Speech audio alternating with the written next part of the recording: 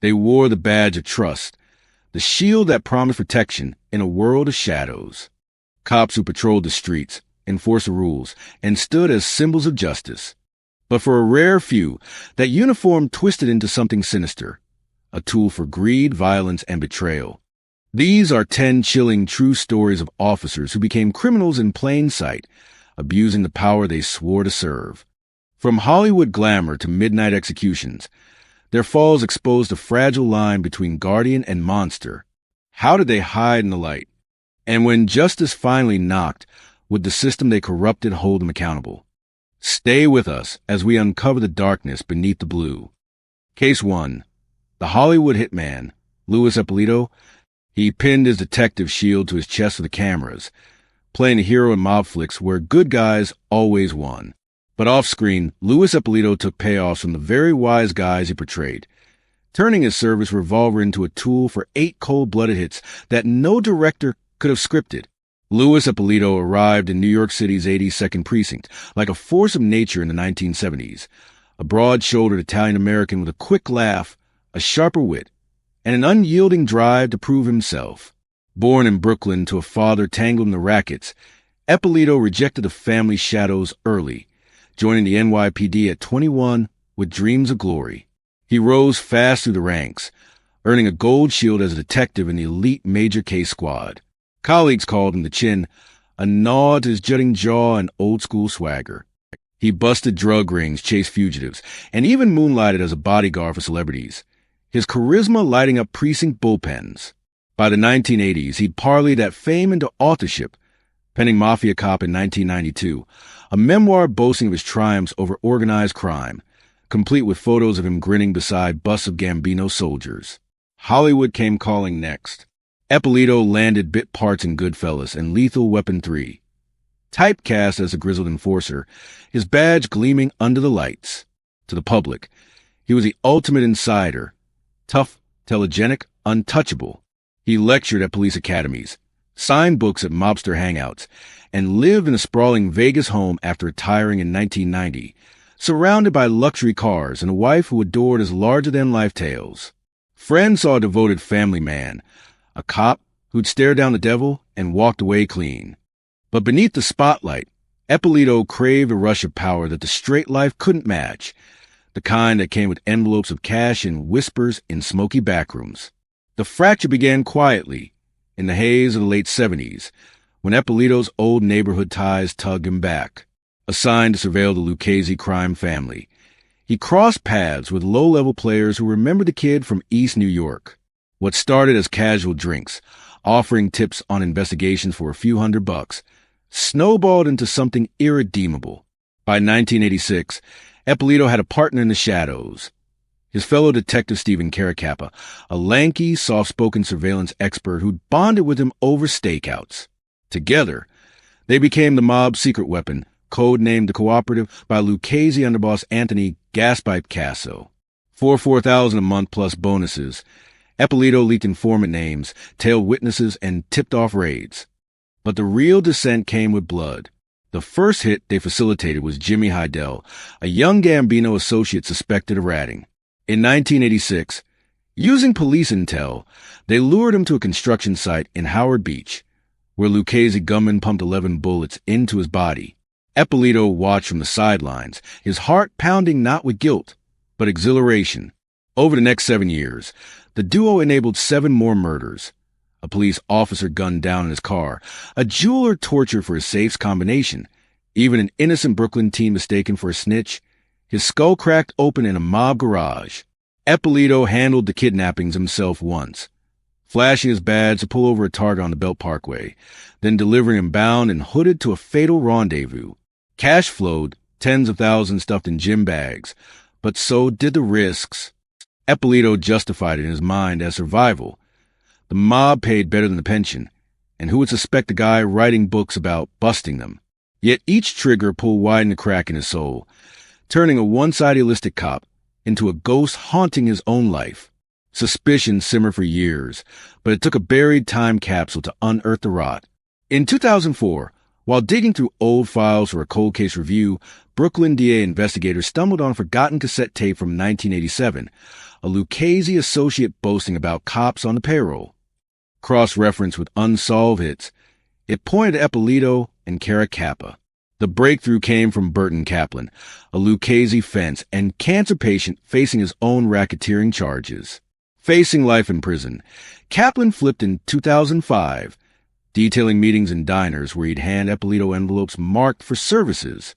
He named victims, dates, even the .357 Magnum Eppolito favored for clean jobs. Federal agents tailed retirees to Vegas, wiretapping calls where Eppolito bragged about his old scores. Raids on his home yielded gold watches inscribed with mob nicknames and a ledger of payoffs hidden in a false book spine. Caracappa's quiet life crumbled too. His wife found a stash of unexplained cash in their garage. As the net tightened, Eppolito's bravado faltered. He and his partner were arrested mid-dinner at a Nevada steakhouse in March 2005. Badge is long retired, but sins very much alive. The probe ballooned into a federal task force, sifting through 20 years of phone logs and ballistics matches that tied Lucchese bullets to NYPD-issued guns.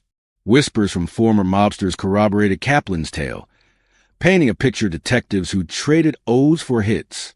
The pursuit wasn't flashy, no high-speed chases, but methodical, a slow grind that exposed how deeply the blue line had frayed. The trial unfolded in Brooklyn federal court in 2006 like a mob movie gone wrong. With Eppolito at center stage, his once charismatic frame slumped in a cheap suit. Prosecutors paraded Kaplan as their star, his frail voice recounting the hits with clinical detachment. Louis said it was just business, quicker than paperwork. Ballistics experts matched slugs from the victims to Caracappa's service weapon, recovered from a Staten Island locker. Eppolito took the stand in his defense, spinning tales of frame-ups and rogue informants, but his book Mafia Cop backfired. Pages read aloud revealed eerie parallels to crimes, like a chapter on protecting sources that mirrored the leaks. Jurors, many ex-cops themselves, recoiled at the betrayal. Caracappa stayed silent, his stoic face a mask as evidence piled up, wiretaps of him coaching Casso on alibis. On April 6th, after 3 days of deliberation, guilty verdicts rang out on all counts: racketeering, murder for hire, conspiracy. Sentencing came in July. Life without parole for both, Eppolito's gavel falling like the one he dodged for decades. Appeals dragged into 2009, arguing statute of limitations on older hits, but the Second Circuit upheld the convictions, sealing their fate. Casso, their mob handler, got 455 years in Supermax. The courtroom emptied to stunned silence. The weight of 8 lives hung in the air like gun smoke. In the years since, Eppolito rotted in a Colorado federal pen, his Hollywood dreams dust, penning bitter letters about the real crooks in suits. Caracappa died quietly in 2020, cancer claiming what the state couldn't. The scandal forced NYPD reforms, tighter informant protocols, ethics audits.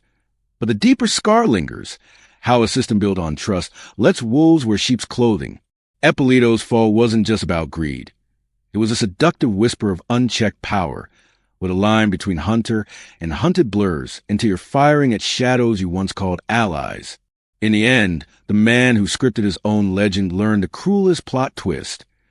Heroes don't get sequels. He believed his badge bought him immunity, until the mob's ghost dragged him into the light. Case 2.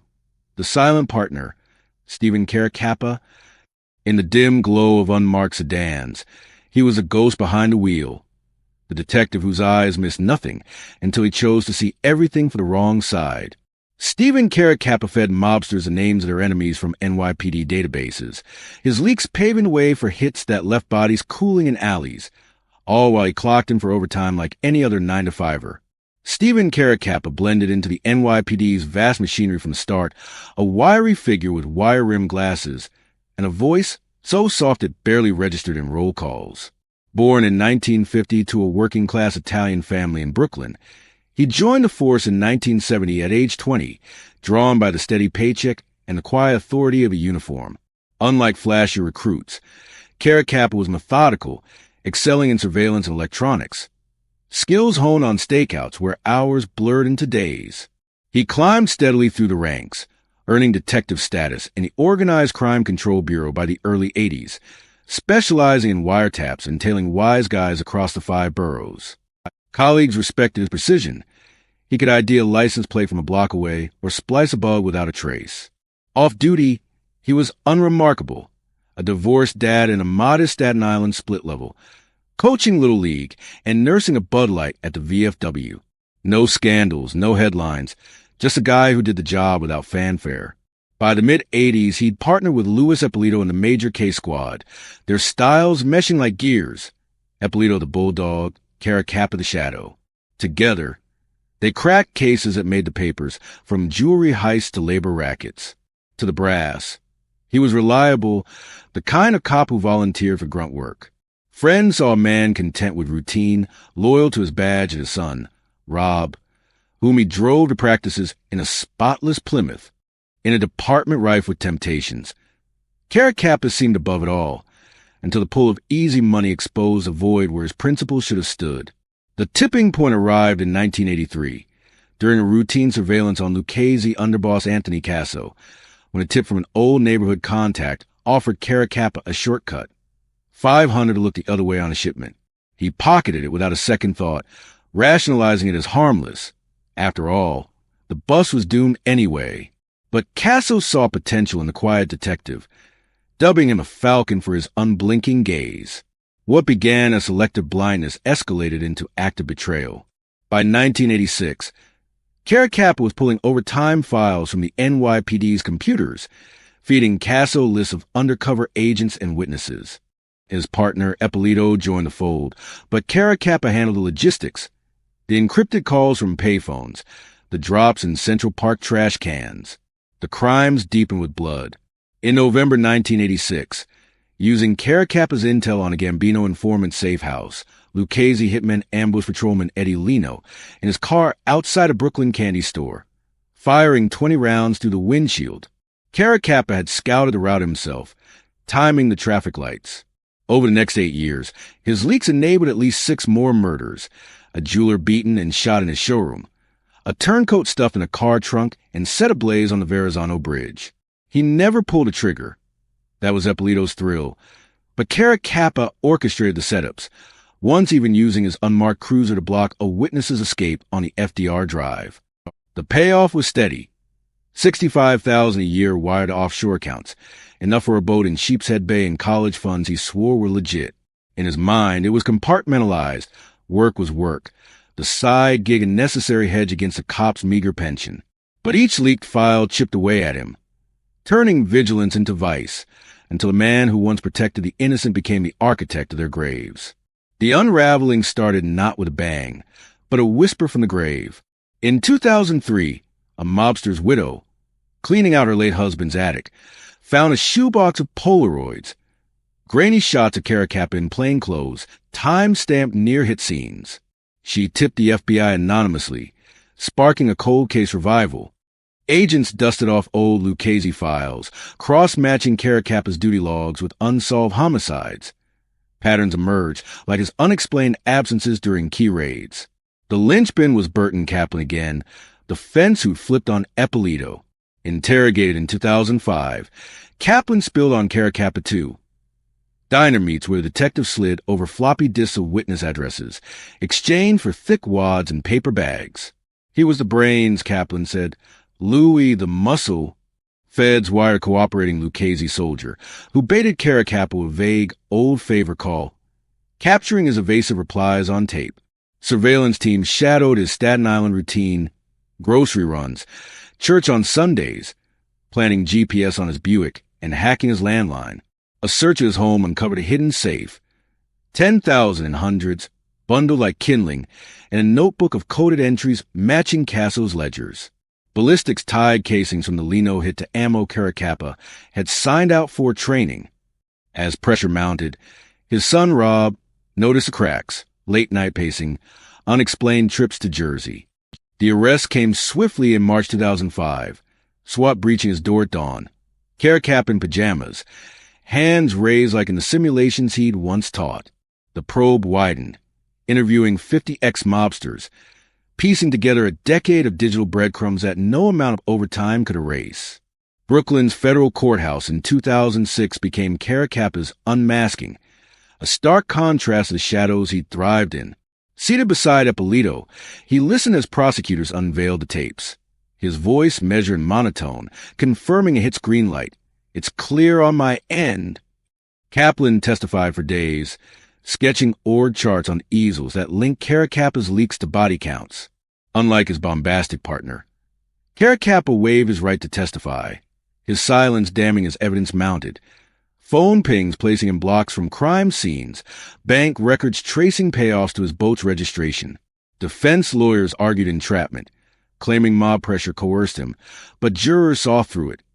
One, a retired transit cop, later said the betrayal hit like a gut shot. Deliberations lasted 48 hours. Verdict unanimous. Guilty on 11 counts, including obstruction of justice and conspiracy to murder. Judge Joanna Seibert's gavel echoed in July, slamming life sentences on both men. No parole, no mercy. Caracappa's appeal in 2008 cited expired statutes on pre-1996 crimes, but the court rejected it, noting murder's timeless toll. Casso, their patron, watched from ADX Florence, his 455-year term a hollow victory. As marshals led him away, Caracappa's glasses slipped the first crack in his facade. Caracappa's final years in a Missouri lockup were marked by isolation, his health fading as letters from Rob went unanswered. He slipped away in 2020, prostate cancer silencing the man who'd whispered death to so many. The scandal rippled outward, prompting NYPD's Blue Wall reforms, mandatory polygraphs for OCIB detectives, AI audits on database access. Yet the reflection cuts deeper. In a force sworn to serve and protect, how does quiet complicity breed louder horrors? Caracappa wasn't a monster born, but made, seduced by the illusion that information was just currency, until it bought souls he couldn't unburden. His story warns of the unseen fractures in systems we trust, where one leak can flood the streets with blood. If cases like this fascinate you, subscribe to the Crime O'Clock, where every mystery has a ticking timeline waiting to be uncovered. He traded whispers for silence in court, too late to hush the echoes of the lives he helped end. Case 3, Rampart's Rotten Core, Rafael Perez. One traffic stop in the rain-slick streets of Los Angeles should have been routine, but when the evidence bag split open, spilling 8 kilos of cocaine across the pavement, it cracked wide a scandal that rotted the LAPD from within, framing innocents and planting guns in a war on gangs that the cops themselves had rigged. Rafael Perez stepped into the LAPD in 1985 as a fresh-faced recruit from East LA, his uniform crisp against the backdrop of a city still reeling from the Rodney King riots. At 23, he was the son of Mexican immigrants who drilled into him the value of hard work and clean living, principles he carried into the academy with quiet determination. Assigned to the Rampart Division in 1995, a hotspot of gang violence in Hollywood's underbelly, Perez joined the elite community Resources Against Street Hoodlums Unit, or CRASH. These were the shock troops, plainclothes officers in muscle cars, chasing Bloods and Crips through alleyways littered with shell casings. Perez thrived there, his bilingual skills and street smarts earning him quick promotions. He was a guy who talked down a knife-wielding tagger or spotted a drive-by from blocks away, his commendations stacking up like trophies in his Echo Park home. To his wife, Lori, and their 2 young kids, he was a steady provider, coaching soccer on weekends and grilling carne asada for block parties. Colleagues nicknamed him Rere, admiring his cool under fire, once tackling a suspect mid-shootout, badge dented but grin intact. By 1998, at 36, Perez was a senior detective, leading raids that cleared corners and made headlines. The department hailed him as a model minority success, the ethical cop in a blue ocean of temptations, lecturing rookies on integrity amid the sirens. Life seemed scripted for Ascent, until the grind of endless nights wore down the man behind the shield. The unraveling traced back to 1996, when a botched evidence log during a massive Crips bust left Perez staring at a locker full of seized coke, untouched, unclaimed, whispering possibilities in the dim precinct basement. Tempted by bills piling up from Lori's medical scares, he skimmed a kilo, fencing it through old barrio contacts for $20,000 cash. The high wasn't just the money. It was a control, the secret thrill of bending rules without the chaos of the streets. What started as a one-off spiraled. By 1997, Perez was stealing guns from the property room, reselling them to the very gangs Crash targeted, pocketing thousands per piece. But greed bred paranoia, and to cover tracks, he flipped the script, planting drugs and weapons on rivals during stops, fabricating confessions to pad arrest quotas. One chilling framed job hit in '98. Pulling over a 19-year-old Salvadoran kid for a taillight, Perez and partner Nino Durden slipped a rock of crack into his sock, beating a dealer's admission out of him. That false bust cleared 50 cases overnight, earning Perez a promotion. The crime snowballed. Over 70 bogus arrests, bribes from gangsters to ignore hits, even shooting unarmed suspects and calling it resistance. Perez justified his ends justifying means. The department's war on gangs demanding warriors, not saints. Yet each plant widened the rift. He'd kiss his daughter goodnight, then drive shifts haunted by faces he'd railroaded into Pelican Bay. The badge, once armor, became a noose, tightening his addiction clawed deeper. Cocaine lines in the locker room. Paranoia fracturing his sleep. In a division where testaline was sport, Perez wasn't alone. He was a canary, singing until a mind collapsed. The spark ignited on December 17th, 1998, not from internal affairs, but fluke. Perez, weaving through Hollywood Boulevard after a bender, rear-ended an undercover cop's Buick. A search of his Ford turned up that damning evidence bag. 8 kilos of Rampart seized coke, inexplicably lost 2 years prior. Booked on grand theft and narcotics. Perez sat in a holding cell, the weight of exposure crushing him. Hours into interrogation, he cracked, not with denials, but a flood. Names, dates, the whole rotten ecosystem. "It's bigger than me," he told stunned detectives, mapping out Crash's underbelly. Dozens of officers framing suspects, running side guns, even covering a bank robbery for a cut. The confession ignited Operation Hammerhead, a joint LAPD-FBI probe that ballooned into the largest police corruption scandal in U.S. history. Investigators poured over 12,000 crash files, uncovering 4,000 tainted cases. Body cams showing plants mid-arrest, informants recanting under oath. Perez wore wire for months, taping buy-sell meets with ex-partners in dingy Decarius, capturing Durden boasting about quota fillers. Raids swept 12 officers, including star detective David Mack, whose Ferrari traced a Bank of America heist loot. The pursuit was relentless. Subpoenaed phone logs, polygraphs on brass, even exhumations to match bullets from suicide scenes. As tips poured in from freed innocents, the scandal scope terrified City Hall. Hundreds jailed wrongfully, millions in civil claims looming. Perez's flip wasn't heroism, it was survival, but peeled back layers of a blue brotherhood built on lies. The reckoning played out in fragments across 1999, 2001. No single trial, but a cascade of pleas and indictments that humbled the LAPD. Perez cut his deal first. Immunity for full disclosure. Testify against 70 colleagues in exchange for a misdemeanor plea and 5 years probation. In federal court, his voice steady, he detailed the frames. "I'd hand Nino the gun. He'd drop it like it fell from heaven." As jurors, many South LA residents, nodded in grim recognition. Durden followed, copping to 13 frames for 10 years. Mack got 14 for the bank job, his boasts on tape sealing it. 12 officers pled out to lesser charges, but the real shockwaves hit civilians. 106 convictions tossed, $150 million in settlements to victims like Javier Ovando, paralyzed by a Planet .45 blast crash called Gang Fire. Perez's testimony fueled the Christopher Commission 2.0, exposing quotas that bred deceit. No death row dramas, but quiet reckonings, chiefs resigning, divisions disbanded. By 2000, the DOJ slammed LAD with consent decree mandating oversight. Perez walked free in 2001. His deal a bargain that saved the department from total implosion, but left him a pariah, whispers of rat trailing him like exhaust. Rampart's echoes reshaped LA policing, body cams mandated. Crash dissolved into community units. Ethics drilled into cadets like scripture. Perez vanished to Arizona, changing names, piecing together a life as a security consultant, his kids grown and distant. He spoke once in 2010 to a documentary crew, eyes hollow, Power without eyes on it eats you alive. The scandal's true haunt?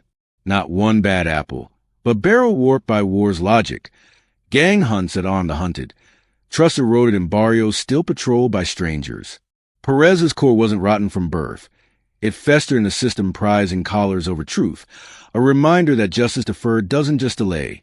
It distorts, turning protectors into the very predators they pursue. The streets he cleared with lies now stand as monuments to the innocents he buried. Case 4.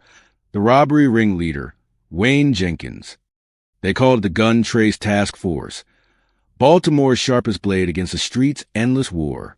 But under Wayne Jenkins' command, that elite unit didn't just hunt weapons.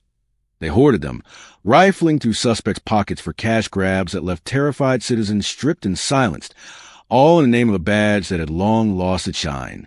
Wayne Jenkins pinned on his first badge in 1999, a lanky 23-year-old from a blue-collar Baltimore family, where police runs were as routine as Ravens games on Sundays.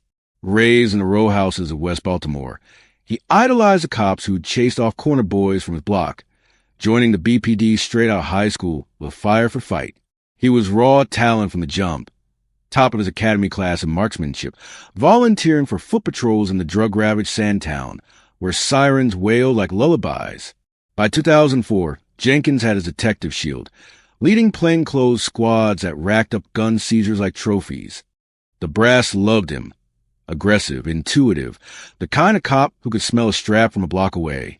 He mentored rookies with gruff wisdom, sharing war stories over crab cakes at the harbor, his laugh booming in precinct break rooms. To his wife Erica and their 3 kids, he was the rock. Coaching peewee football, flipping houses on the side for extra padding against the city's grind. Commendations piled up, 36 in a decade, medals for busts that cleared corners and made the evening news. In a department scar by Freddie Gray's 2015 death, Jenkins pitched himself as the antidote. Fearless, community-rooted, the white knight in a force under siege. He drove a tricked-out Tahoe, badge gleaming on the dash, and dreamed of captaining his own unit. To the streets he patrolled, he was legend, untouchable, unbreakable, until the adrenaline of the chase twisted into something predatory, feeding a hunger the oath could never sate. The slide started small in the pressure cooker of 2010, when quotas loomed like storm clouds and overtime dried up amid budget cuts. During a routine traffic stop on Pennsylvania Avenue, Jenkins's crew pulled over a minivan for a cracked taillight, uncovering $20,000 in cash from a low-level sling. Instead of logging it, Jenkins pocketed half, splitting it with his 5-man squad under the guise of beer money. The rush was electric. Easy, untraceable, a middle finger to the bureaucracy that clipped their wings. What began as schemes escalated into a shadow enterprise. By 2015, Jenkins had formed the Gun Trace Task Force, an off-the-books hit squad greenlit to flood the war zones with arrests. But they flipped the mission, staging robberies disguised as busts, planting heroin in cars to justify searches, even pistol-whipping drivers who reached for wallets too slow. One infamous heist hit in 2016, tailing a suspected dealer to a Dundalk stash house. They burst in unannounced, zip-tying him and his girlfriend before ransacking the safe for $300,000 in bonds and Rolexes, items fenced through Jenkins's contractor pals for clean cash. The crew targeted vulnerable marks, petty hustlers, ex-cons on parole, robbing them blind, then framing them with ghost guns traced to phantom crimes. Jenkins orchestrated it all, his Tahoe serving as mobile vault, stashing bricks of seized dope in hidden compartments for resale on the dark web. They terrorized with badges, flashing shields to coerce silence, once leaving a victim hogtied in an alley with a warning shot over his head. In Jenkins's warped code, it was street justice, robbing robbers to fund the real war. But the toll mounted. Families shattered by false imprisonments, communities viewing blue as just another gang color. The man who'd once shielded kids from stray bullets now preyed on the same shadows, his moral compass shattered on the altar of unchecked might. Cracked spiderwebbed the facade in early 2017, sparked by a survivor's whisper that echoed louder than expected. A robbed dealer, Mama de Gondo, stewed in a holding cell after a planted gun frame, his fury boiling over in a jailhouse, slipped to a cellmate. Those cops took everything, worse than the fiends. The tip filtered to the FBI's Baltimore field office, already probing BPD's post-Gray reforms. Agents zeroed in on Jenkins, cross-referencing his Tahoe's GPS with heist reports, pings placing him at 10 unsolved robberies, always vanishing before 911 calls. The breakthrough was Gondo himself, flipping under pressure March 2017, wiring up for a meet at a Patapsco bar, where he baited ex-partner Gemma Ram with tales of one last score. Ram's bite, bragging about a 200,000 gym bag grab, cracked the crew wide. Federal wiretaps captured Jenkins's drawl, casual as weather. We hit him light, plant the work, and bounce. Raids followed. Jenkins's home yielded 30,000 in a mattress slit. Duffels of dirty bills traced via serial numbers to victim claims. The task force's own logs betrayed them. Forged affidavits, overtime padded with ghost shifts. As indictments snowballed, informants multiplied. Carpenters fingering fence goods, girlfriends spilling on bloodstained tack vests. The probe was surgical, no drama but damning precision, ballistics matching planet burners to BPD armories, dash cam scrub but recovered from cloud backups. By summer, 8 officers were in cuffs, the once elite unit exposed as Baltimore's most brazen thieves. Jenkins, holed up in a Florida hideout, surrendered quietly, his empire crumbling under the weight of ledgers he'd never balanced. The trials cascaded through 2018 to 2020 in Maryland federal court, a procession of pleas that stripped the Brotherhood bare. Jenkins, the ringleader, faced a music first in August 2018, his boyish face gone as prosecutors unpacked the tapes, his voice greenlighting a beating. Make him remember the stripes. Gondo testified raw, scars from the pistol whip still livid. He said it was policy, cops take from takers. Jurors, locals hardened by the opioid wave, convicted on 20 counts. Robbery, racketeering, conspiracy. Judge James Berdard didn't mince. You weaponized the trust meant to heal this city. Life loomed, but Jenkins drew 25 years, his co-defendant scattering. Ram 13, Gondo 18 months for his role. Civil suits flooded in, 8 million to victims, including a pastor robbed at gunpoint during prayer. The BPD hemorrhage, chiefs ousted, consent decrees deepened with DOJ oversight. No appeals stuck. Jenkins's bid for leniency, citing PTSD from the streets, rang hollow against the evidence mountain. As he was let out, Eric in the gallery wept silently. The kid's drawings crumpled in her lap. The verdicts weren't cathartic fireworks, but a grim autopsy of force devoured by its own ferocity. Baltimore scars from the gun trace saga linger into the 2020s, fueling body cam mandates and civilian review boards that claw back eroded faith. Jenkins, now 48, molds license plates in a Cumberland Supermax, his letters home sparse with regret. The reflection pierces. In cities where poverty breeds predators, what happens when the shepherds join the wolves? Jenkins's reign wasn't born of malice alone, but a toxic brew, ambition unchecked, quotas as chains, a blue code that prized loyalty over light. His fall underscores the peril of power's echo chamber, where us versus him devours the line, leaving justice not blind, but buried under badges turned blinders. The streets he terrorized rebuild slowly, but the lesson endures. Without vigilance, the thin blue line frays into threads that bind no one. He hunted guns to save the city, until his own crew loaded the chambers with betrayal. Case 5, the predator in plain sight, David Carrick. Every knock on her door felt like safety incarnate, a tall, uniformed figure promising help in the dead of night.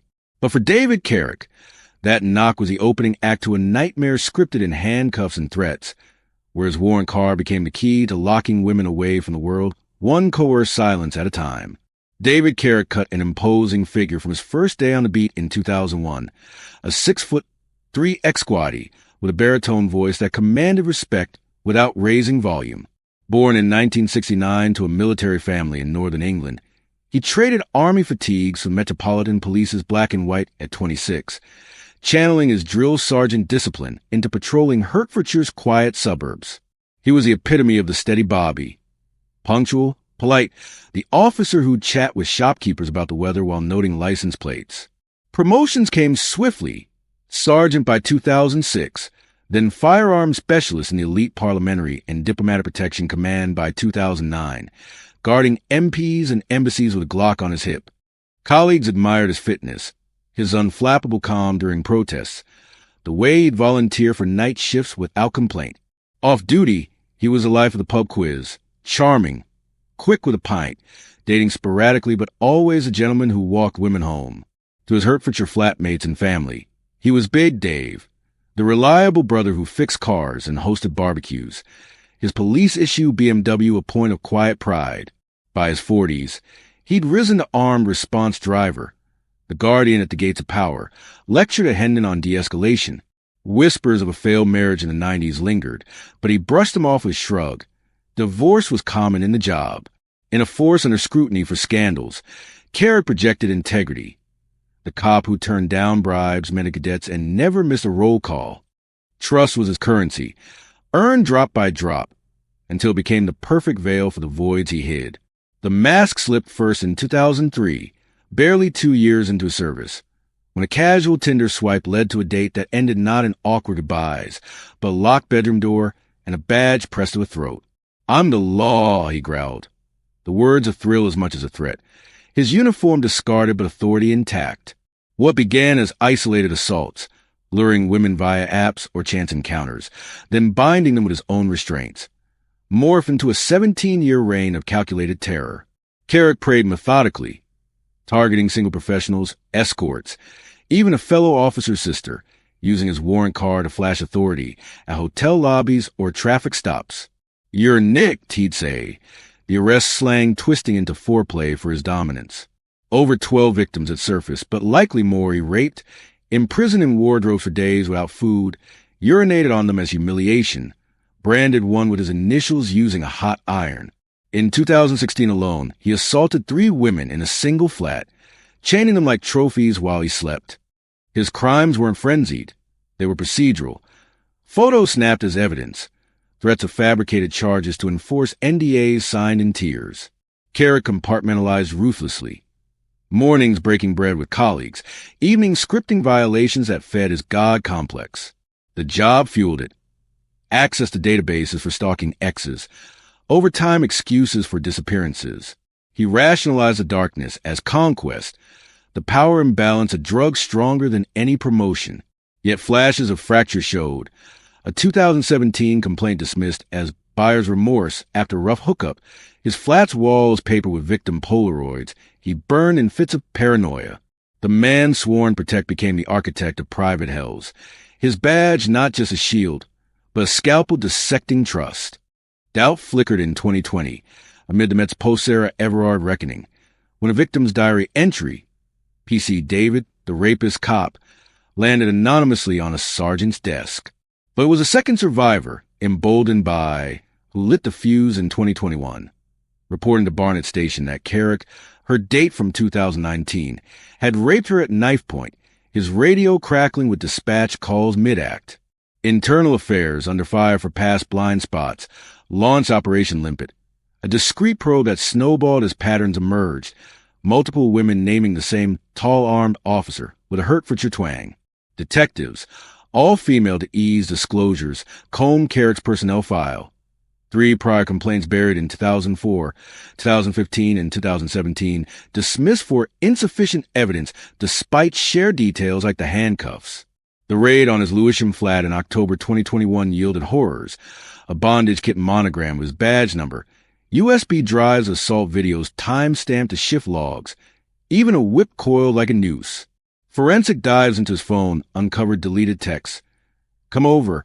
I've got the cuffs ready." Sent to prospects. As arrests loomed, Carrick's alibis crumbled, GPS from his patrol car placing him at victims' addresses, bank records tracing hotel bookings. He lawyered up, but the net tightened with a third complainant, a junior officer he'd mentored, detailing years of grooming turned violent. The investigation wasn't a blitz. It was excavation, unearthing a trail of silent screams that the Met's blue wall had whitewashed. By arrest, 16 months in, 9 women had come forward, their testimonies interlocking like puzzle pieces from hell. Carrick, cuffed in his own station, finally cracked, not with remorse, but rage at the ungrateful bitches. Southwark Crown Court in 2023 became Carrick's Coliseum, the trial of 31-day dissection that gripped the UK like a fever.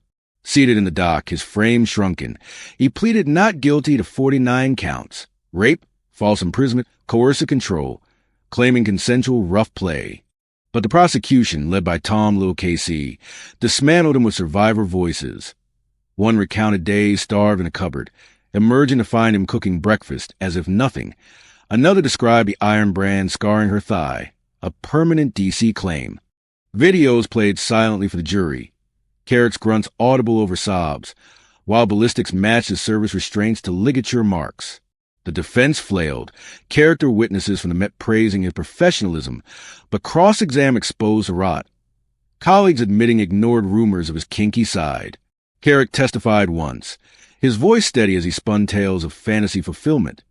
But a victim's diary read aloud. He said no one would believe me over a cop, hung in the air like smoke. Jurors, sequestered after graphic exhibits, deliberated for hours before unanimous guilt on all but one count. Sentencing in February echoed with Justice Chimagrubb's words. You abuse your power to an almost unimaginable degree. Whole life order, no parole, ever. The first for a living non-terrorist in modern Britain. Appeals dismissed in 2024, his Met pension slashed, colleagues stripped of honors. The verdicts rippled. 2,000 plus force-wide reviews. Carrick's face plastered on wanted posters for undiscovered victims. Carrick's isolation in Belmarsh's high-security wing stretches into 2025. His appeals exhausted, letters from family unanswered. The Met reels still. Chiefs sacked, vetting overhauls mandating psych evals for armed units, a national vetting database to catch wanderers like him. The aftermath haunts beyond headlines. Victims' lives are claimed in therapy circles, but scars etched in policy, a blueprint for spotting predators in pews of power. Carrick's saga is a mere villainy. It's the echo of institutional deafness, where authorities wait crushes cries until the chorus swells too loud. In a world banking on badges for safety, his shadow reminds us. Monsters don't always lurk in alleys. They pin on shields and wait for the knock. His uniform promised protection, until it chained the very souls he was meant to guard. Case 6, The Highway Hunter, Craig Peyer. A lonely stretch of interstate at midnight, headlights cutting fog like a scalpel. Any driver would pull over for those flashing blues. But for California Highway Patrol Officer Craig Peyer, that stop wasn't about speeding tickets. It was a prelude to a predator's ritual. Where the weight of his boots on gravel echoed the final breaths of a college girl, he pulled from her car and into eternity. Craig Peyer embodied the all-American patrolman when he signed on with California Highway Patrol in 1973, a clean-cut 21-year-old from the sun-baked suburbs of Chula Vista, where his firefighter dad had taught him duty ran deeper than blood. Tall, broad-shouldered, with a jawline that screamed recruitment poster, Peyer aced the academy, sharpshooter scores, flawless driving sims, and was posted to the foggy corridors of North County's Interstate 15. He was the officer you'd want in a pinch, the one who'd change your flat tire on a holiday eve or chase down a reckless teen without a bruise. By the mid-'80s at 33, he'd logged a decade of spotless service, earning sergeant stripes and a reputation as a steady hand in a force stretched thin by coastal sprawl. Colleagues swapped stories of his barbecues, where he'd grill burgers for the shift crew, his wife Karen beaming beside him, their 2 kids splashing in the pool. Peyer volunteered for radar duty on the graveyard shift, the quiet hours when drunks roamed, his patrol car rolling confessional for stranded motorists. To the brass, he was gold. Low complaints, high citations, the cop who lectured high schoolers on safe driving with slides of crumpled fenders. Off the clock, he was a church deacon type, bowling league captain, PDA dad, his mustache twitching with dry humor over post-shift coffees. In a state where CHP badges gleamed like stars, Peyer was a constellation's anchor, unshakable, and to the isolation of those empty miles fed a darkness he'd buried since boyhood. The fracture etched back to 1983, when Peyer's routine clocked a pattern. Not just stops of a logbook, but lingering chats with young women, his flashlight lingering on legs, his questions veering personal. What started as harmless flirtations curdled under the cover of night. On October 15th, 1986, Carrick, a 20-year-old San Diego State student with strawberry blonde hair and dreams of journalism, merged onto I-15 southbound after a holiday visit with her boyfriend. Peyer, on radar near Mercy Road overpass, clocked her at 3 a.m., a phantom violation, her VW bug humming at 65 in 70 zone. He lit her up, routine pullover, license, registration, the works. But as she stepped out, notepad in hand, something snapped. Peyer, eyes glazing with hunger he'd nursed in secret, radio code for to dispatch, all clear. Then led her to the shadowed service trail beneath the bridge, a lover's lane for truckers, but a grave for her. There, away from passing semis, he struck.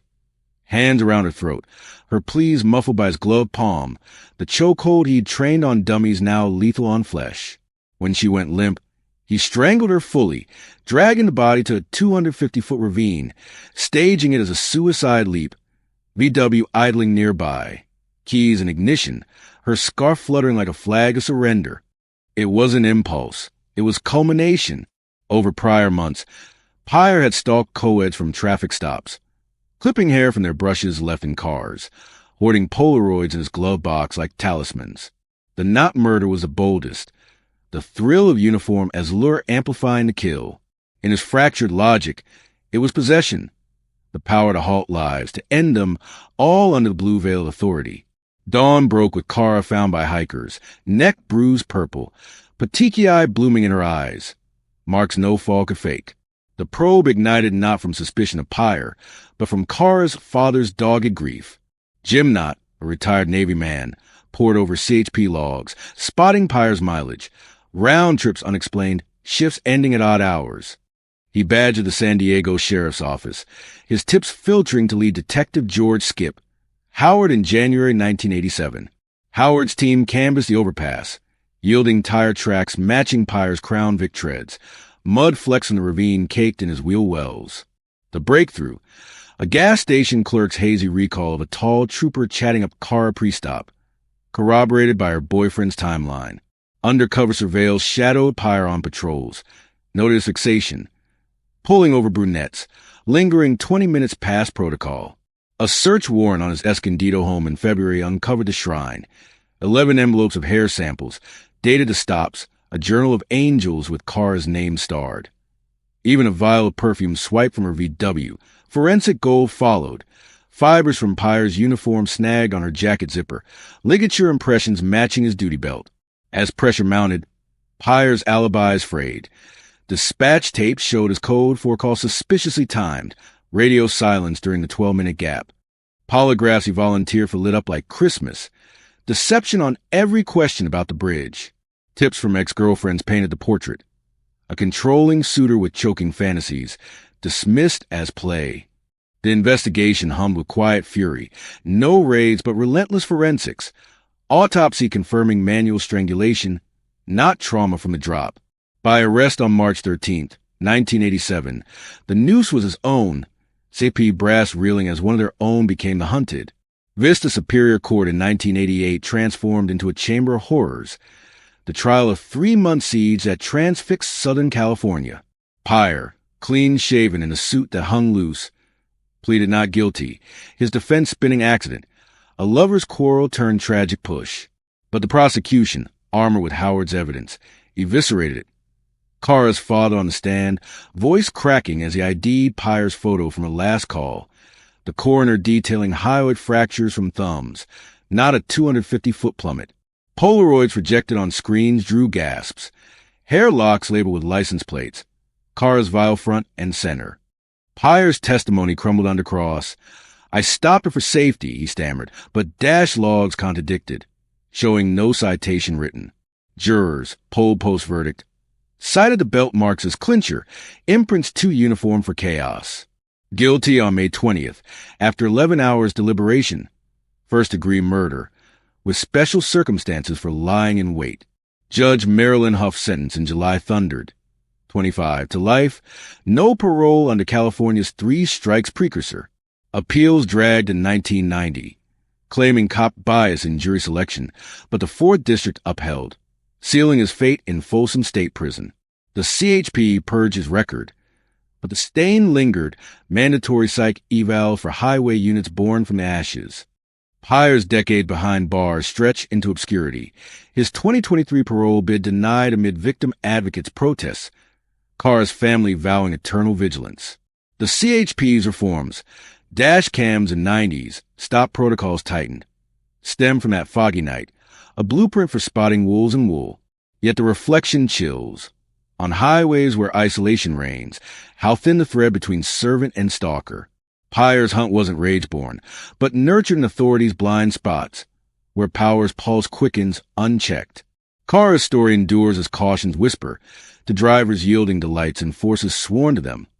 Trust is earned in daylight, lost in shadows one stop at a time. He pulled her over to save lives, until his hands wrote the end to hers. Case 7.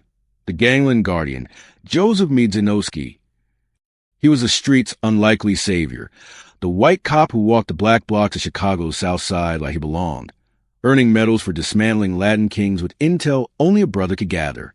But Joseph Miedzianowski's real loyalty ran deeper than the badge, to the same gangs he busted, arming them with stolen police iron and flooding the projects with kilos he diverted, turning his precinct into a pipeline for the poison he pretended to purge. Joseph Miedzianowski burst onto the Chicago PD scene in 1988, a 22-year-old Polish kid from the steel mill shadows of South Chicago, where his factory worker dad had hammered home that grit trumped everything. At 6 feet 2 inches with a boxer's build and a disarming grin, he was a natural for the academy. Top marks in tactics, fluent in the unspoken code of the streets. Posted to 4th District on the east side, a cauldron of gang feuds and crack vials, Miedzianowski dove in head first, trading his beat cop blues for plain clothes in the gang crimes unit by 1990. He was electric, infiltrating Latin King sets, flipping lieutenants with late-night chess games in project stairwells, his arrests netting machine guns and kingpins alike. The brass crowned him hero, Officer of the Year in 1992, a statue in his honor at the station. Even a Sun-Times profile dubbing him the Ghost for vanishing into the hood undetected. To his wife, Michelle, and newborn son, he was a provider who flipped burgers at block parties, his scars from a 91 knife fight badges of honor. Neighbors in his modest Bridgeport bungalow called him Joey the Pole, the cop who'd coach hoops with kids after shifts, his squad car fixture at Little League fields. By the mid-90s, at 30, he'd racked 500 collars, lectured at the academy on earning trust in the trenches, his mustache framing tales of narrow escapes. In a CPD reeling from scandals, Miedzianowski was a beacon, the everyman enforcer who bridged the blue divide, proving one man could stitch a city's frayed seams. Until the very streets he saved started claiming pieces of his soul. The pivot hit in 1993, amid the endless grind of buy busts and body bags, when a king shot caller Miedzianowski had flipped-turned state's evidence. Only to get shanked in Cook County lockup, the hit order from a payphone Miedzianowski himself had staked out. Guilt gnawed, morphing into a twisted bargain. If I can't save them all, I'll arm the ones who fight back. He started small, slipping a .38 snub from evidence lockup to a young disciple lieutenant, 500 wired to an offshore drop. The rush drowned the remorse. Power not just to arrest, but to dictate who lived armed. By 1995, Miedzianowski was a gang's quartermaster. Fencing department issued Berettas and AR-15s from raid halls, netting $10,000 a month funneled through a network of corner stores. But his betrayal cut deeper, diverting seized coke from the property room, repackaging it for street-level kings to sling, undercutting rivals and padding his cut to 6 figures. He played double agent masterfully, busting small fry for the logs while tipping majors to raids, once warning a vice lord's boss of a SWAT sweep, letting him torch a stash house just in time. The crimes peaked in 97, orchestrating a hit on a snitching ex-partner, using a police radio to coordinate the ambush, then investigating the scene himself, ruling it gang on gang. Miedzianowski's code warped. I'm leveling the field, he'd mutter over whiskey, ignoring the overdoses in alleys, the kids caught in crossfire from his guns. His home life frayed, Michelle spotting unexplained cash in his sock drawer, his temper flaring at questions. The Guardian had become the gatekeeper, his badge a skeleton key to chaos, each deal etching hollows under his eyes that no commendation could fill. Whispers turned to warnings in 1998 when a rival gang's wiretap, meant for a dealer, caught Miedzianowski's voice. Got 2 bricks coming your way. Clean as a whistle. The tape landed on the FBI's Chicago desk, courtesy of a King's defector angling for leniency. Operation Broken Badge launched quietly, a multi-agency net weaving to the South Side's web. Agents tailed Miedzianowski's unmarked caprice, GPS pings syncing with gun theft reports, his routes looping from precinct to drop points in Washington Park. The defector, codenamed Sparrow, wore wires to handoffs, capturing Miedzianowski palming kilos in a Jewel-Osco lot. These are premium, straight from the evidence ferry. Raids netted gold. His garage freezer stuffed with 50 pounds of uncut heroin, serial-numbered Glocks traced to CPD armories, ledgers and code matching bus manifests. Ballistics linked his diverted weapons to 12 homicides, including the ex-partners. As the news cinched, Michelle flipped to, her diary of suspicions handed over in a tearful meat.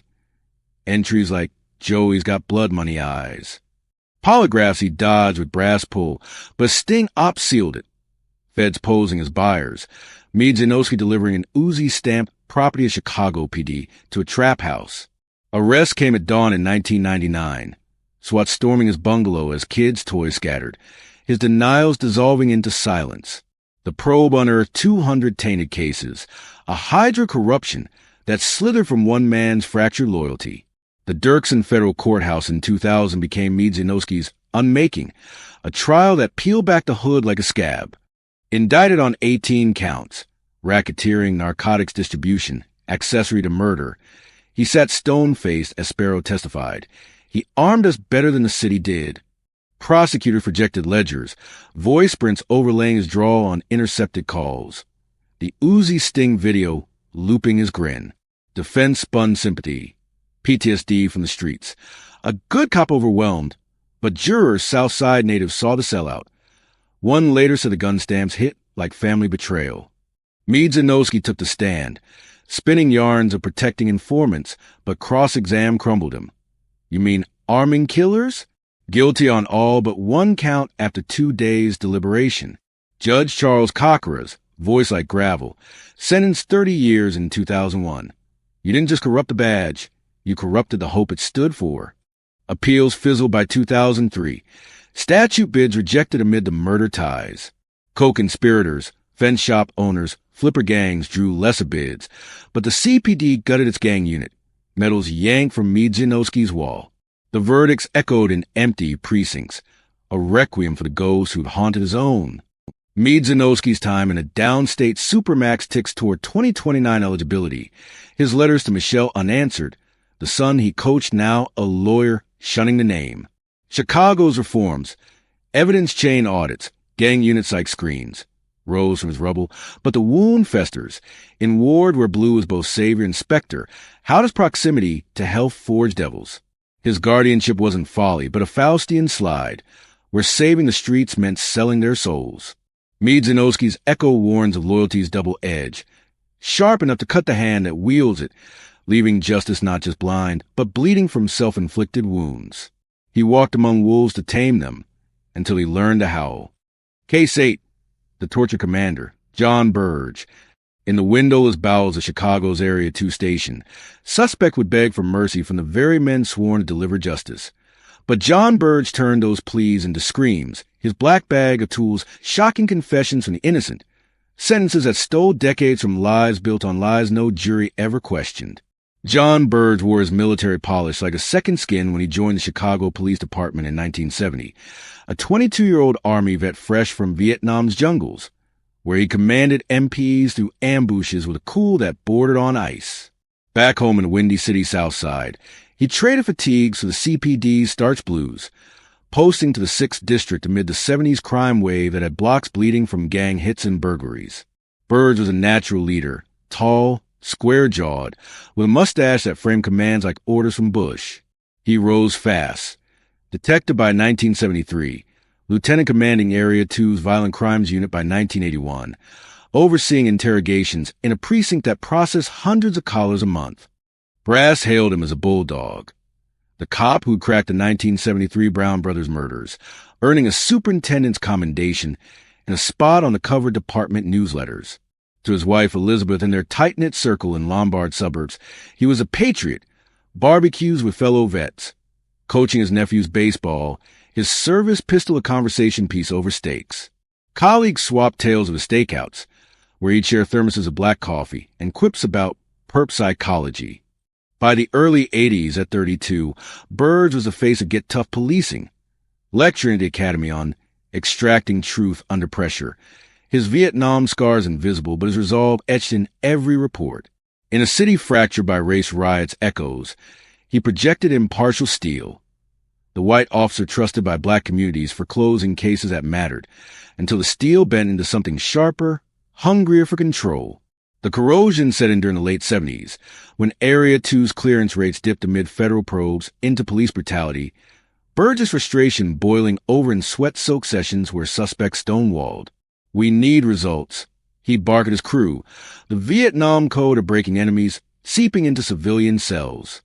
The first documented shift came in 1978. Andrew Wilson, a black cop killer, but whispers predated it. Suspects emerging with burns, ribs cracked, tails of the box, a steam closet rig with heaters. Burge's toolkit evolved. Black discipline bags, hiding cattle prods jury-rigged to 110 volts, plastic bags for suffocation, Russian roulette with loaded revolvers spun at temples. By 1982, it was systematic terror. Dozens of mostly young black and Latino men, accused of murders or rapes, dragged off books, third-floor rooms for marathons of pain. One victim, Daryl Cannon, confessed to a gang hit after prods to his genitals left him shrieking, the statement chaining him to 30 years despite recanting on the stand. Burge directed like a conductor. L.T. John Bird Jr. on the bag. Detectives Byrne and Madigan twisting arms. The commander pacing with a smirk, pistol drawn for emphasis. False admissions piled up. Over 120 cases tainted. Innocents like Ronald Kitchen rotting on death row. For a firebombing he didn't set, his confession beaten out over days. Burge framed it as necessity. "In war, you adapt," he'd say in closed-door meets, the badge justifying barbarism as enhanced interrogation before the term existed. But the human cost mounted. Families shattered, communities viewing CPD stars as Klan hoods. Burge's home life a facade over nightmares he drowned in scotch. The commander who returned a hero now commanded fear, his moral North Star long extinguished in the jungle's haze. Federal eyes turned in 1985, not from a single scream, but chorus. The Wilson case, where his brother Jackie alleged torture, shotgun barrel to mouth, electrocution, prompting U.S. Attorney Anton Cermak's probe. Initial probe stalled, witnesses intimidated, evidence lost. But seeds took root. The dam broke in 1989 with Cannon's civil suit, his medical records showing rectal burns matching prod patterns, corroborated by a prison yard confession from an ex-detective. The commander ran the show. Operation Centurion, a 1990s task force blending FBI and special prosecutors, excavated a graveyard. 60 survivors interviewed, polygraphs confirming abuse, medical exams revealing phantom scars from falls. Burge's crew cracked under grant of immunity. Byrne detailing a 1983 session where Burge himself fired a bag into a suspect's chest for a burglary rap. Raids on precinct lockers yielded singed wires, hidden in false panels. Phone logs traced threats to recanters' homes. The pursuit dragged, political shields high. Mayor Daley quashing reports, unions circling wagons. But a 2003 report by Special Prosecutor Edward Egan nailed 50 cases. Burge's signature on affidavits swearing voluntary statements. As indictments loomed, he retired in 1993 on a $43,000 pension, fleeing to Florida. But the ghosts followed. Kitchen's 2003 exoneration after DNA cleared him, $8 million payout echoing the torture's toll. The investigation wasn't fireworks. It was forensic archaeology, unburying a regime of paying one affidavit at a time. The legal hammer fell piecemeal, a slow bleed rather than spectacle. Perjury charges in 2008. Burge lying under oath in civil suits. Brought him back in cuffs at 60, his Florida 10 clashing with Cook County's gray. Federal court in 2010 exposed the rot. Prosecutors parading Cannon. Voice steady as he lifted his shirt to show faded burns. Ex-cops testifying to the black bag ritual. Burgess gnawed the cue. He's stonewalled from the stand, Vietnam flashbacks his shield. Stress makes men do hard things, but jurors, diverse and deliberate, saw through. Guilty on 3 counts after hours. Judge Zachary judges 4.5-year sentence in 2011 rang hollow to victims. Too light for eternity stolen, but obstruction bids added time. Appeals crumbled by 2014. Pension yanked. A $300,000 fine compounding the fall. Broader justice trickled. 25 convictions vacated by 2015. $100 million in reparations. Burge's detectives drawing probation deals. No murder charges stuck. Statutes barred. But the trial's true verdict was systemic. CPD's black sites exposed. Burge's legacy a stain no polish could buff. Burge wasted away in North Carolina's Butner pen. Cancer claiming him in 2018 at 70. Unrepentant to the end. Letters scorning coddle crooks. Chicago's reform surge post-probe. Torture oversight commissions. Video mandates in 2017. A 20 million victim fund by 2025. The reflection endures like a bruise. In the pressure of unsolved streets, how does war's wiring short-circuit justice's fuse? Burge wasn't a lone sadist, but a mirror to unchecked command, where protect and serve twists into punish and presume.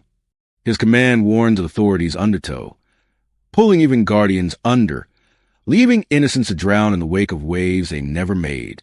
He commanded pain to conquer crime, until the victim's echoes commanded his silence.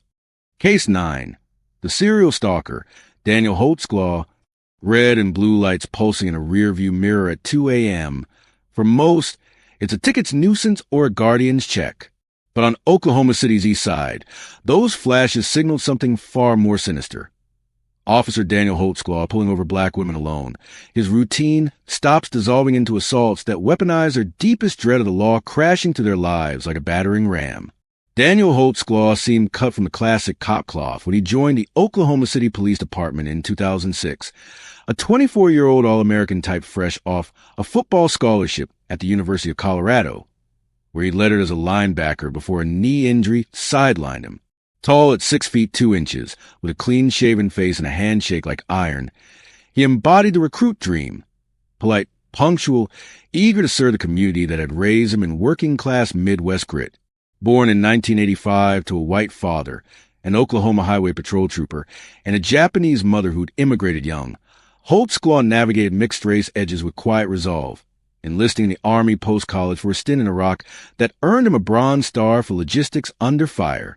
Back stateside, he channeled that discipline into the OKC Academy, graduating top in fitness and firearms, assigned to patrol in the gritty Quail Creek Mall area by 2009.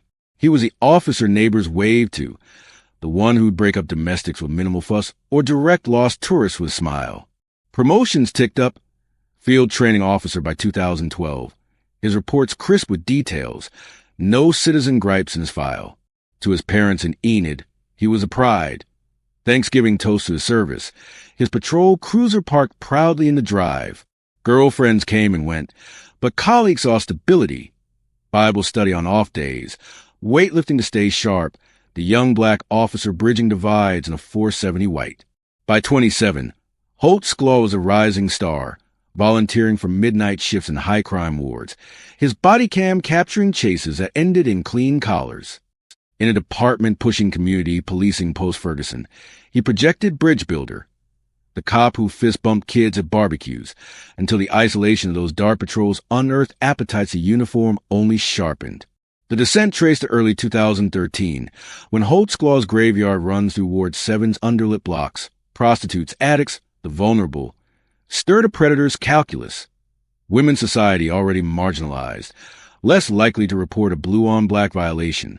The first assault came subtle, a welfare check, on a 40-year-old grandmother walking home from her night shift, his questions veering intimate before hands did. What escalated into a 13-victim spree over 8 months was methodical predation, targeting black women aged 17 to 57, often sex workers or the unhoused, flashing his badge to command compliance. Step out, ma'am. This is procedure. Stops turned invasions, vaginal searches under streetlights, forced oral sex in his cruiser with the engine idling, rapes in back seats or victims' doorways, always ended with threats. Say anything, and I'll bury you in the system. One survivor, a 34-year-old with priors, endured him pinning her against her car, whispering, "You know how this looks," before assaulting her twice in one night. Holtzclaw struck 22 times by logs, but only half reported. The other silenced by trauma or terror disbelief. He rationalized it as entitlement. The power imbalance a perk of the job, victims disposable in his gaze, their fear is aphrodisiac. Body cam footage scrubbed or absent. He timed hits between calls, his notepad logging contacts as cover. The toll was intimate devastation. Lies appended, trust in lawmen evaporated like exhaust. Holtzclaw split life held. Morning jogs with the squad, evenings prowling for prey, until one victim scream pierced the pattern, her refusal to yield cracking the cruiser's veil. The unraveling sparked on June 18, 2014, when Jenny Liggins, a 57-year-old retired school bus driver with no record, fought back during a stop for an alleged taillight. Holtzclaw dragging her behind her minivan, assaulting her at gunpoint before fleeing when she hollered for neighbors. Liggins, trembling but unbowed, marched straight to the Northeast substation, her complaint igniting flames the department couldn't douse. Sex Crimes Unit Detective Kim Labram took the lead, her guts screaming serial. Liggins's details, height build, the cruiser's number, matched 3 prior reports from May, all Eastside black women naming a young black officer. The probe, dubbed Task Force Alpha, ballooned with victims' voices. Canvases yielding 8 more, DNA kits rushed from backlogs. Holtzclaw's alibis crumbled under scrutiny. GPS from his Dodge Charger pinging at every scene, mileage unexplained by his logs. A search of his apartment on December 18th uncovered horrors. Used condoms in a bedside drawer matching victim kits. A journal of hot stops with license plates and descriptions. Polygraph lights blazed. Deception on every query about intimate contacts. As warrants flew, he was pulled from the road, his union rep coaching silence, but tips from informants painted a portrait. Boasts in locker rooms about easy lays on patrol. The investigation hummed with survivor steel. Lineups where eyes locked on him. Timelines interlocking like chainmail. No chase, but a siege. 18 months of forensics tying semen to his profile. Body cam audits revealing erased footage. By arrest, 13 counts loomed, the once promising patrolman cuffed in his own roll call room. The badge he'd wielded now weighing like lead. Oklahoma County's courthouse in 2015 became a reckoning raw as open wounds. The trial of 5-week crucible that laid bare the badge's underbelly. Holtzclaw, suit rumpled, pleaded not guilty to 36 counts. Rape, kidnapping, sexual battery. His defense painting consensual honey traps with women he'd helped. But prosecutors, led by Gangland Giger, unleashed a chorus. Liggins first on the stand, voice steady as she recounted the gun to her temple. He said, "I fit the profile of the hooker, so it was open season."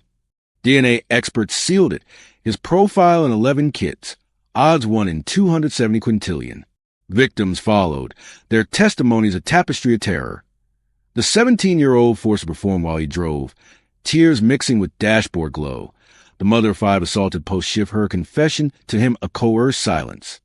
Holtzclaw testified, charm frayed. "They came on to me, but cross-examined eviscerated. You chose them because they wouldn't be believed." Jurors, after 45 hours deliberation in December, convicted on 18 counts, acquitting on lesser consensual claims that reeked of victim blaming. Judge Cindy Truong's sentence in January 2016 thundered. 263 years, consecutive, no parole till he's 80-something. Appeals dragged to 2018. Bias claims rejected. His prison transfers to max security a footnote to fallout. OKCPD's $1.5 million Liggins settlement. Body cams mandated statewide. Holtzclaw's days grind in Davis Correctional Facility. Appeals exhausted by 2025. His family fractured. The Bronze Star tarnished. The OKC reforms ripple. De-escalation for traffic stops. Bias training etched in policy. A victim advocate unit born from a blaze. Yet the reflection scars deeper. In patrols where vulnerability meets velocity, how does authorities glare blind us to the shadows it casts? Holtzclaw's stalking was an anomaly, but amplification of systemic distrust, where black women's cries echo unheard until the chorus crests. His spree indicts not just one man, but the frailties we overlook. Powers whisper turning watchmen to wolves. Justice's scales tip long before the gavel falls. The East Side heals haltingly, but the lesson lingers. Badges protect when we pierce their polish, lest the light we trust becomes a lure.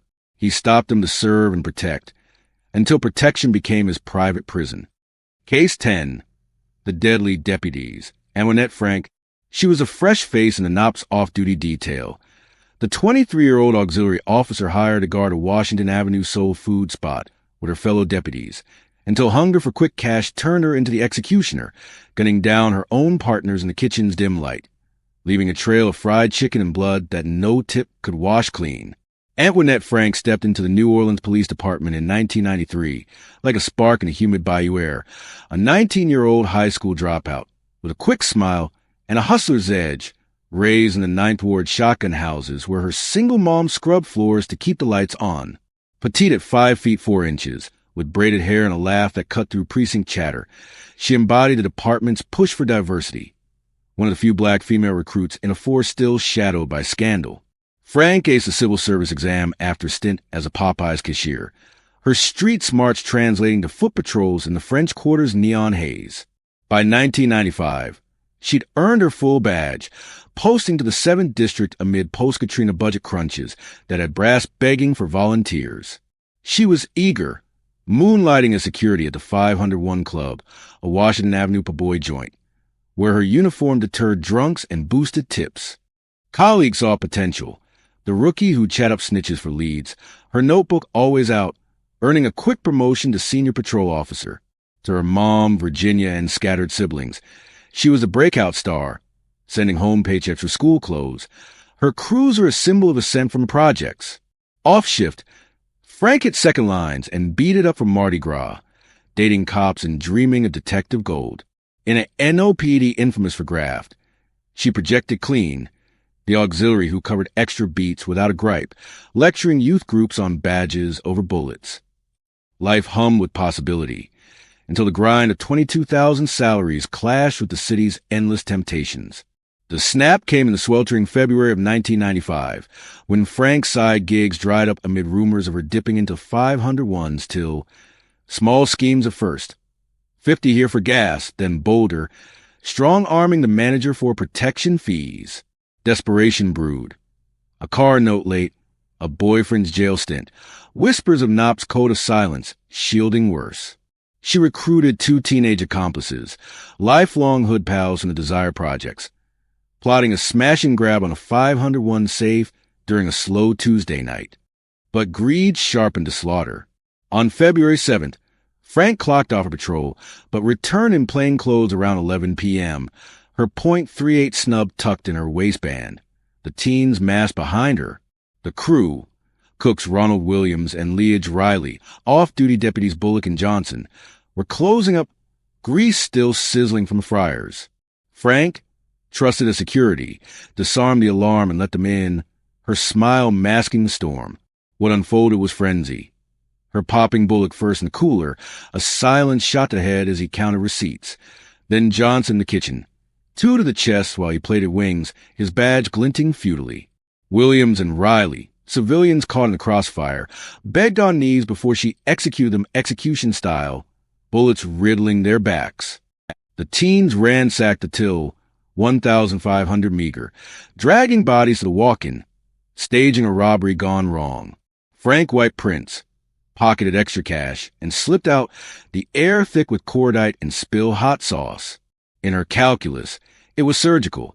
Eliminate witnesses, claim the loot, blame phantom stick-up kids. But the blood on her Nikes betrayed her, each step from the scene widening the chasm between the officer sworn to life and the killer who'd snuffed for.